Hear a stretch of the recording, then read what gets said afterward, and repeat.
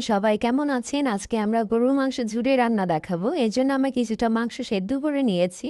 পর আমরা একে একে সবগুলো মাংসকে এভাবে ছেঁচে নিব। সব মাংস ছেঁচার পর এটাকে আমরা হাতের সাহায্যে আশ্বাস করে ছাড়িয়ে নিব। দেখতে ঠিক এমনটা হবে।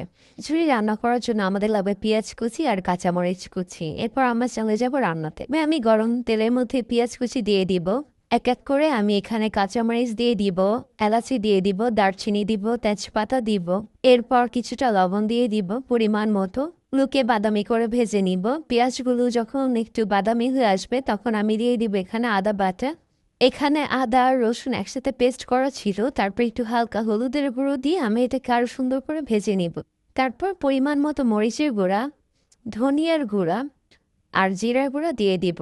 এরপর আমরা এটাকে ভালো করে মিক্স করে নেব। একসাথে ভালো করে মিক্স করার পর আমরা এখানে মাংস ঝুড়িটা দিয়ে দিব। এরপর আমরা সময় নিয়ে এটাকে ভাজতে থাকবো যতক্ষণে মাংসটা একটু লাল লাল হয়ে আসতেছেন। তো বন্ধুরা, আমাদের এই মাংস ঝুড়ির ভাজা যদি আপনাদের কাছে ভালো লেগে থাকে তাহলে অবশ্যই কমেন্ট করে জানাবেন। লাইক, কমেন্ট, শেয়ার করে আমাদের পাশে থাকবেন। ধন্যবাদ।